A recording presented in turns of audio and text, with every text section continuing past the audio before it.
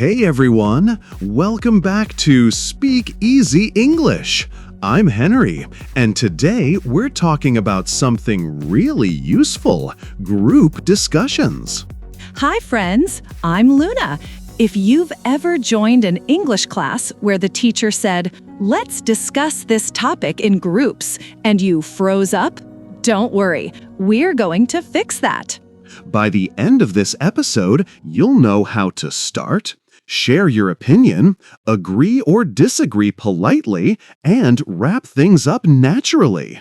Exactly. Let's make you sound confident and friendly in any English discussion. So first, what is a group discussion, really? It's a short conversation where 3 to 5 people share opinions on one topic, like should school uniforms be mandatory? Let's practice. Repeat after us. A group discussion means sharing ideas, not winning an argument. Right. It's not a debate. You're not fighting to win. It's about sharing ideas and listening to others.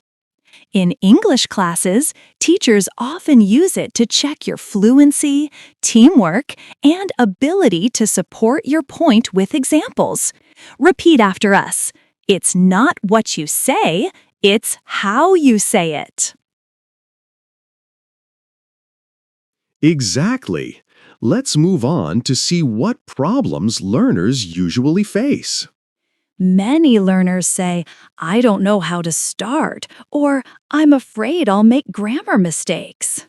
Yes, and sometimes they wait too long, thinking others will speak first. Or they repeat the same sentence again and again, like, I think so," which sounds nervous. The good news? All of these problems can be fixed with simple phrases and practice. Repeat after us. Don't worry about mistakes, just keep talking. Let's start preparing before the discussion begins. Preparation is key. Even 5 minutes before the discussion can make a big difference. First, understand the topic. Ask yourself, what is it really about? What's my opinion? Then, write down 2 or 3 points with examples. Short notes, not full sentences. If the topic is online learning is better than classroom learning, you can note flexibility, comfort, and less pressure. Also, prepare linking words like first of all, for example, on the other hand. And finally, remember your goal. Speak clearly, not perfectly.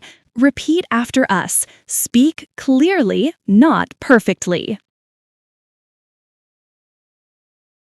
Now, how do you actually begin once the discussion starts? Usually, one person takes the lead. You can volunteer by saying, "Shall I start?" Or "Maybe I can begin." Nice and polite. Then, introduce the topic briefly. Today, we're discussing whether students should wear uniforms. If someone else starts first, you can join after them by saying, "That's an interesting point," or "I agree with what you said." Avoid jumping in too early. Wait for a short pause. And if you want to invite others, you can say, "What do you think, Maria?" That keeps everyone involved. Repeat after us. What do you think? Great teamwork! Let's talk about how to express your own opinions clearly. Start simple. Use phrases like, in my opinion, from my point of view, or personally, I think. Yes, these give you time to organize your thoughts before finishing the sentence. Then give examples. For instance, personally, I think online learning is great because I can study at my own pace.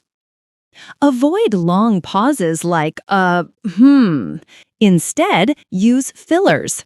That's a good question, or let me think. Also, try to sound positive and confident, even if your English isn't perfect.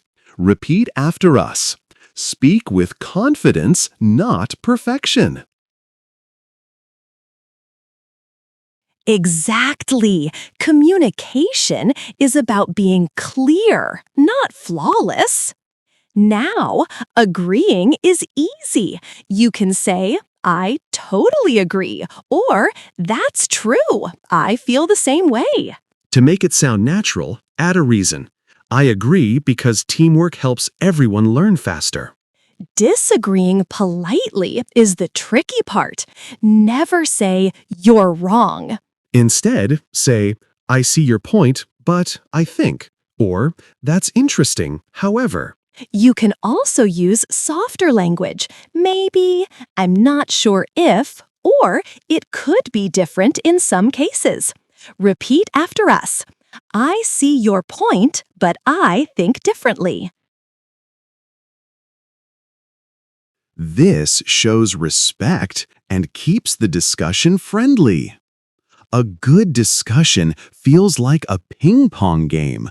You listen, respond, and ask questions. Use follow-up questions like, could you explain that more? Or, can you give an example? Or simply react.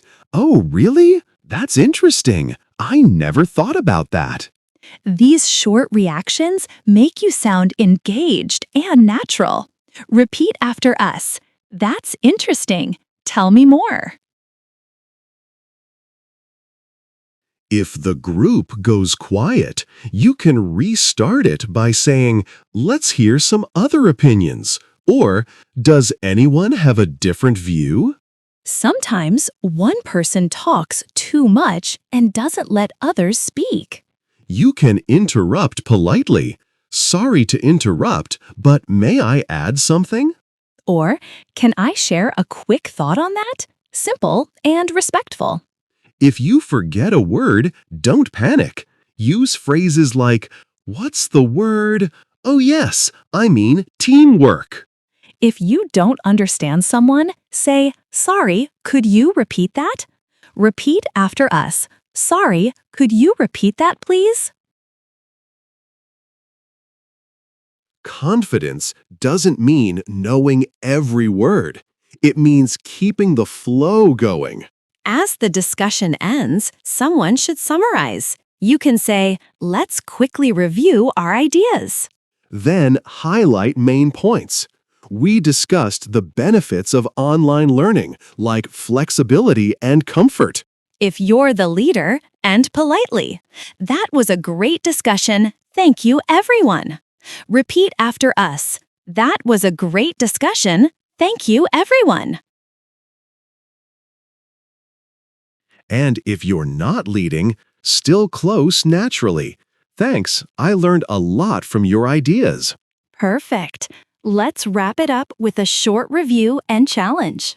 So today, we learned how to prepare, start, speak, and finish a group discussion in English. You now have key phrases for agreeing, disagreeing, and managing silence or confusion. Here's your challenge. Choose a topic like, is social media good for students? And try a 3-minute group discussion with your friends. Record it, listen again, and notice your tone, speed, and how often you interact. If you get nervous, remember, it's not about perfect grammar, it's about sharing ideas. Exactly. Speak with confidence, listen actively, and have fun with English. You've got this. See you in the next lesson of Speak Easy English.